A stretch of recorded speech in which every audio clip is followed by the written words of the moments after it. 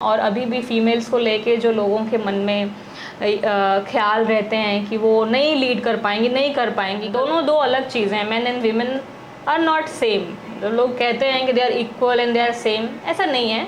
दोनों की अपनी अपनी कुछ ना कुछ एक्शंस हैं, रोल्स हैं जो लेके वो इस दुनिया में आते हैं। फैमिली तो मेरी सपोर्टिव रही, लेकिन जब आप अपना एस्टैब्लिश्ड जॉब या कोई करियर छोड़ के किसी और फील्ड में आते हो, और ख़ासकर एक ऐसी फील्ड जहाँ पे आपको कुछ नहीं पता, उस फील्ड के बारे में आपको नील एक्सपीरियंस है, तो सबका एक कंसर्न तो बनता ही है फैमिली में। बट नमस्कार दर्शकों, हम नागरिक देख रहे हैं आप, और मैं हूं आपके साथ प्रीति कश्यप। आज नवमी है, और जो 9 दिन होते हैं नवरात्रि के, वो माँ दुर्गा की शक्ति की आराधना को डेडिकेटेड होते हैं। और इन 9 दिनों को हमारी यूपी गवर्नमेंट भी मिशन शक्ति के रूप में एज अ वुमेन एम्पावरमेंट के रूप में मना रही है। तो इसी क्रम में हम नागरिक न्यूज़ भी वुमेन एम्पावरमेंट को सेलिब्रेट कर रहे हैं, मिशन शक्ति को सेलिब्रेट कर रहा है। और इसी सिलसिले में आज हमसे बात करने के लिए है रंगरेजा रेस्टोरेंट के ओनर सुप्रिया द्विवेदी मैम। बहुत बहुत स्वागत है आपका हम नागरिक न्यूज़ में। थैंक यू मैम, सबसे पहले आप एक शहर की बहुत अब जानी मानी हस्ती हो गए हो, तो फिर आप सबसे पहले मेरे दर्शकों को अपना इंट्रोडक्शन दे दीजिए।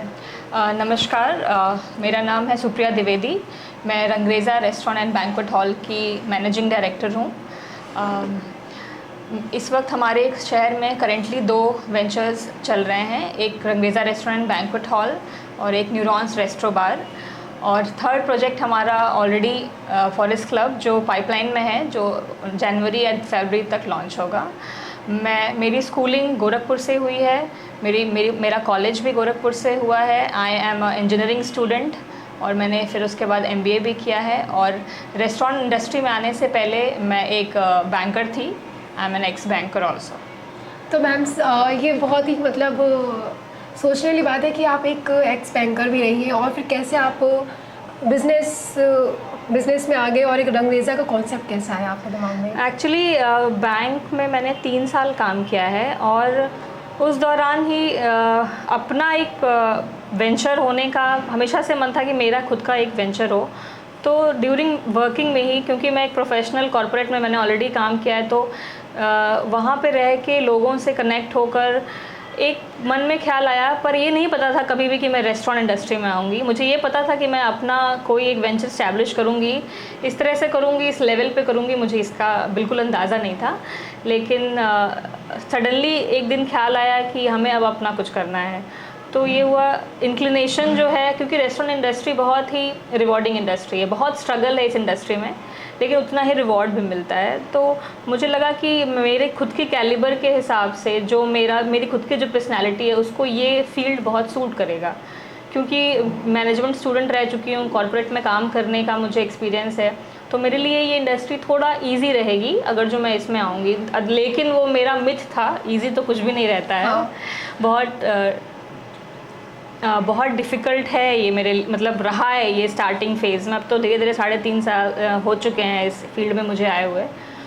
तो वहीं से स्टार्ट हुआ, बैंक से ही ये आइडिया दिमाग में आया था। और बहुत ही अप्स एंड डाउन्स और स्ट्रगल्स के बाद रंगरेजा स्टार्ट हुआ। बेसिकली स्टार्टिंग में इसको ओपन करने से पहले बहुत तरीके के रुकावट या बोल लीजिए, या स्ट्रगल्स, या कभी खुद को ही लगता था कि बैंक की अच्छी खासी नौकरी छोड़ के क्या ही कर रहे हैं, क्या कर रहे हैं आप। इस इंडस्ट्री में आप आ रहे हैं, न्यू कमर हैं, और आपको कोई नॉलेज नहीं है। आप एक मैनेजमेंट स्टूडेंट हो, बट आप होटल मैनेजमेंट से तो हो नहीं कि आपको पहले से पता है ये सारी चीज़ें कैसे चलती हैं।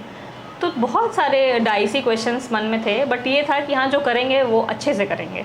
अच्छा, अगर हम देखें तो गोरखपुर में बहुत से, अगर कंपटीशन में देखें तो बहुत सारे रेस्टोरेंट्स हैं, होटल्स हैं, तो फिर आपको क्यों लगा कि आप होटल ही या रेस्टोरेंट ही ओपन करना चाह रहे हो? एक्चुअली देखिए, कंपटीशन तो आप मान लीजिए या नहीं भी मानिए, ये तो आपके ऊपर है। मैं तो बहुत हेल्दी कंपटीशन मानती हूँ।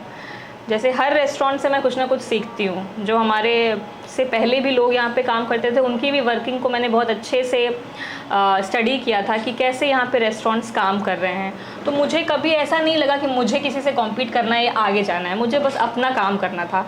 वो सोच के मैं रेस्टोरेंट फील्ड में आई कि ये ऐसा एक फील्ड है जहाँ पे मैं कुछ अच्छा कर सकती हूँ। और तो कोई मेरी एक्सपर्टीज़ है नहीं, मैनेजमेंट चलाने की एक्सपर्टीज़ थी, तो उस फील्ड में मैं कुछ अच्छा कर सकती हूँ। तो मैं इसलिए रेस्टोरेंट फील्ड में आई। अदरवाइज़ मैं किसी को एज सच अपना राइवल या कंपटीशन मान के नहीं काम करती हूँ। मुझे ऐसा लगता है कि एक कंपटीशन होना चाहिए, वो भी हेल्दी फॉर्म में होना चाहिए, और आप हर किसी से कुछ ना कुछ सीखते हो। अच्छा, आपने ये बोला कि आपने एमबीए भी किया है जी। तो फिर जैसे कोई भी मैनेजमेंट का वर्क करने के लिए या सारा बिजनेस रन करने के लिए एमबीए आपको लगता है कि ये बहुत इंपॉर्टेंट है या नहीं, प्रोफेशनल? बिल्कुल नहीं इम्पोर्टेंट है। नहीं, ये मिथ है, बिल्कुल लोगों ये के मिथ बीच में है। मिथ कुछ भी मतलब आपकी स्टडीज़ बहुत मायने रखती हैं, वो आपको लाइफ का एक ब्रॉडर पर्सपेक्टिव दिखाती है कि आप लाइफ को कैसे देख रहे हो। जब बहुत डिफ़िकल्ट सिचुएशंस आते हैं तो जो थोड़ा सा, क्यों लोग कहते हैं कि पढ़ते रहना चाहिए, जितनी हायर स्टडीज़ आपकी आईक्यू, आपका प्रेजेंस ऑफ माइंड उतना स्ट्रांग होता है। तो अगर जो आप कुछ टेक्निकली आप कहीं कोई नॉलेज लेते हो या किसी भी फील्ड में आप पढ़ते हो, तो आपको सिर्फ जीवन को देखने का एक नया नज़रिया मिलता है। मुझे नहीं लगता कि एमबीए करके ही आप कोई बिज़नेस अच्छे से रन कर सकते हो। आपके अंदर टैलेंट है, कुछ सीखने की जिज्ञासा है, और सबसे बड़ी बात आप कंसिस्टेंट हो और हार्ड वर्किंग हो, तो आप सीख सकते हो। जैसे मैंने भी इस फील्ड में आके सीखा। स्टार्टिंग के कुछ ईयर्स, मतलब कुछ ईयर्स क्या, कुछ महीने, कुछ ईयर्स, अभी भी सीख ही रही हूँ। अभी भी मुझे बहुत कुछ नहीं आता है। सीखना और उसको इम्प्रोवाइज़ करना और फिर उसको इम्प्लीमेंट करना, ये स्टेज होता है। और फैमिली का सपोर्ट कैसा रहा कि आपने जब ये कॉन्सेप्ट सबको बताया होगा फैमिली में, तो सबके अलग अलग रिएक्शंस होते हैं ना, हाँ। अरे क्या कर रही हो, अच्छा ठीक है बेटा, पापा तो बोलते अच्छा बेटा कर लो। हाँ जी। तो ये एक्चुअली सारी चीज़। फैमिली तो मेरी सपोर्टिव रही, लेकिन जब आप अपना इस्टेब्लिश्ड जॉब या कोई करियर छोड़ के किसी और फील्ड में आते हो, और ख़ासकर एक ऐसी फील्ड जहाँ पे आपको कुछ नहीं पता, उस फील्ड के बारे में आपको नील एक्सपीरियंस है, तो सबका एक कंसर्न तो बनता ही है फैमिली में। बट क्योंकि लोगों को, मतलब मेरी फैमिली को ये लगा कि ठीक है कुछ करने जा रही है तो हमें सपोर्ट करना चाहिए, जब करना ही है तो हमें सपोर्ट करना चाहिए। तो सपोर्ट तो मुझे मेरी पूरी इंटायर फैमिली का, या ससुराल पक्ष में कह लूँ या मायके पक्ष में, दोनों ही तरफ से, मेरे फादर मदर हों या मेरे इन लॉज हों, मेरे हस्बैंड, तो सबका सपोर्ट तो मुझे भरपूर मिला। और बिना सपोर्ट के, देखिए ये दोनों तरफ से होता है, अगर जो फैमिली आपको सपोर्ट नहीं करती है, वो मेल हो या फीमेल, काम करना थोड़ा डिफ़िकल्ट हो जाता है। तो सपोर्ट तो मुझे रहा है, सबका रहा है। अच्छा, तो अगर हम इस टाइम मॉडर्न टाइम में देखें तो फिर आप जो वुमेन को लेकर के जो चेंजेस हुए, बहुत ड्रास्टिक चेंजेस हुए हैं, तो इसको आप कैसे, किस तरह से देखते हो? देखिए चेंजेस हुए हैं और बहुत अच्छे हैं ये चेंजेस। मैं इस चेंजेस को बहुत अप्रिशिएट करती हूँ कि लोगों ने एटलीस्ट विमेन को अब वो ओहदा दे दिया है कि उसमें आप बराबरी की बात कर रहे हो। पर कहीं ना कहीं मेंटली अभी भी बहुत सारी चेंजेस इस सोसाइटी में आना बाकी है। जैसे आप लीडरशिप पोजीशन पे देख लो, मतलब मैं सिर्फ बिज़नेस की बात नहीं कर रही हूँ, किसी भी कंपनी के आप हायर पोजीशंस पे देख लो, आज भी विमेंस नहीं एग्जिस्ट करती हैं।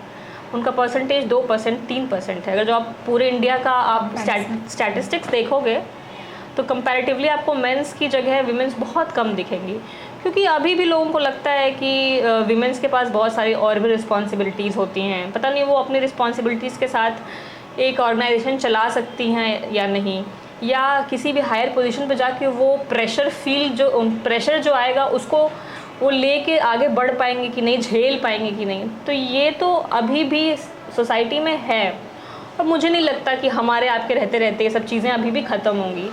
हम कोशिश क्या कर सकते हैं कि हम जो भी चैलेंजेस मेंस फेस करते आ रहे हैं, दोनों दो अलग चीज़ें हैं। Men and women are not same. लोग कहते हैं कि they are equal and they are same, ऐसा नहीं है। दोनों की अपनी अपनी कुछ ना कुछ एक्शंस हैं, रोल्स हैं जो लेके वो इस दुनिया में आते हैं, तो अपने अपने रोल को अच्छे से करें। हाँ, विमेंस को ये सोचना चाहिए कि अगर मेरी खुद की एक आइडेंटिटी होगी, मेरी खुद की एक पहचान होगी, तो उस पहचान से आप अपने घर को भी आगे लेके जा सकते हो। खुद के आप अपनी ये पूरे जेंडर डिस्क्रिमिनेशन और अभी भी फीमेल्स को लेके जो लोगों के मन में ख्याल रहते हैं कि वो नहीं लीड कर पाएंगी, नहीं कर पाएंगी, कल को फैमिली हो गई, बच्चा हो गया तो काम उनका हैम्पर हो जाएगा। तो इस चीज़ को आप कैसे मैनेज करते हो, एक वर्किंग वुमेन के साथ साथ और एक फैमिली भी आपके पीछे है? देखिए, मैंने सिर्फ अपने आप से ये कहा है कि I will not give up. Challenges सबकी लाइफ में आते हैं, मेरी लाइफ में भी हैं, और हर वीमेन को जो भी वर्किंग है उसको societal challenges, family challenges, health challenges, बहुत तरह के चैलेंजेस फेस करने पड़ते हैं। तो मेरा ये मानना है कि मैं कंसिस्टेंट हूँ, मैं गिव अप नहीं करूँगी और चीज़ों को बैलेंस आउट करूँगी, क्योंकि अगर जो मैं एक माँ हूँ तो मैं ही माँ बन सकती हूँ, मतलब वो एक औरत ही बनेगी ना, तो उसकी वो जो जिम्मेदारी है वो उसको पूरा करना ही करना है। साथ में सिर्फ मुझे माँ बन के भी नहीं रहना है कि मैं, मेरी पहचान सिर्फ एक माँ से ही हो कि मैं किसी की माँ हूँ या किसी की बीवी हूँ, मेरी खुद की भी एक आइडेंटिटी हो। तो मुझे लगता है कि प्रायोरिटी मैनेजमेंट और टाइम मैनेजमेंट दो एक ऐसी चीज़ है जो मैनेजमेंट स्टूडेंट्स को पढ़ाया जाता है। इसको अगर जो महिलाएं अपनी जीवन में उतार लें तो बहुत ईजिली वो चीज़ें हैंडल कर पाएंगी। उनको पता होना चाहिए कि हाँ, इस टाइम पे मेरा ये इंपॉर्टेंट काम है और इस टाइम पे ये इंपॉर्टेंट काम नहीं है। उस हिसाब से वो मैनेज करेंगी तो चीज़ें बहुत ईजिली हो जाता है। मेरे तो लाइफ का यही चल रहा है कि मैं प्रायोरिटी और टाइम मैनेजमेंट के साथ साथ अपनी कंसिस्टेंसी को, किसी दिन हो सकता है मैं 2 ही घंटे काम कर पाऊँ, उसको मैं अगले दिन 12 घंटे काम करके बराबर कर देती हूँ। लेकिन मुझे पता है कि आज जब मैंने 2 घंटे कम काम किए, 8 घंटे 10 घंटे कम काम किए, तो शायद वो कहीं मैंने अपनी फैमिली को उस जगह इंपॉर्टेंस दिया होगा, या मेरे बच्चे की स्टडीज़ को इंपॉर्टेंस दिया होगा, या उसकी अपब्रिंगिंग को इम्पोर्टेंस दिया होगा। तो डैट डिपेंड्स कि आप कैसे प्रायोरिटाइज़ कर रहे हो, क्योंकि आपका जो रोल है वो आप ही निभा सकते हो। अच्छा, वुमेन एम्पावरमेंट को लेकर के आप गोरखपुर की जो लड़कियां हैं, नारी शक्तियां हैं, आप उन्हें क्या मैसेज देना चाहते हो? देखिए, नारी शक्ति तो, नारी तो पहले से ही स्ट्रॉन्ग है। लोग कहते हैं ना कि we have to make our womens strong, तो ये गलत सोच है। वीमेंस तो ऑलरेडी बहुत स्ट्रॉन्ग है। वीमेंस को सिर्फ ये बताना है कि अपनी स्ट्रेंथ को वो पहचाने। वो बहुत सारी फीमेल्स ऐसी हैं या महिलाएं ऐसी हैं जो जानती ही नहीं है कि वो कुछ कर सकती हैं। उनको ऐसा लगता है कि नहीं, इतनी प्रॉब्लम्स में हम कैसे करेंगे, या फैमिली इश्यूज़ हो गई, या सोसाइटल चीज़ों को देख के वो पीछे हट जाती हैं। तो बस उन्हें ये समझना है कि आप तो स्ट्रॉन्ग हैं, आपके अंदर क्या काबिलियत है, आपके अंदर एबिलिटी है, आपकी मेन स्ट्रेंथ क्या है जो आपको अलग बनाती है लोगों से, वो आप पहचानें और उस पर काम करें। काम छोटा हो या बड़ा, आप घर से करती हूँ या घर के बाहर जाके करती हूँ, अगर जो आप अपनी स्ट्रेंथ जान रही हैं, अपनी काबिलियत को जान के आप उस पर काम कर रही हैं, तो आप कहीं ना कहीं अपने लिए वो रास्ता खुद ही चुन लेंगी। और गोरखपुर की क्या, मैं तो सभी महिलाओं से, जो भी महिलाएं हैं, जो भी मेरे अगल बगल भी रहती हैं, मैं उनको यही कहती हूँ कि गिव अप कर दोगे आप। रिस्पॉन्सिबिलिटीज़ आती हैं हमारी महिलाओं की लाइफ में, कई सारे चेंजेस आते हैं। उनको देख के अगर जो आप गिव अप कर देते हो तो आपको कोई और नहीं रोक रहा, आप खुद को रोक रहे हो। तो खुद को रोकना बंद करें। आप अपने आप को स्टैब्लिश करने की कोशिश करोगे, आगे बढ़ाने की, तो आपकी फैमिली भी आपका साथ देगी, आपके हस्बैंड भी साथ देंगे, सोसाइटी भी आपको एक्सेप्ट करेगी। कोशिश ये करना है कि हमें बस डिग्निटी और इंटेलिजेंस के साथ अपने एबिलिटी को पहचान के उस पर काम करना है बस। हमसे बात करने के लिए बहुत बहुत धन्यवाद मैम। Thank you.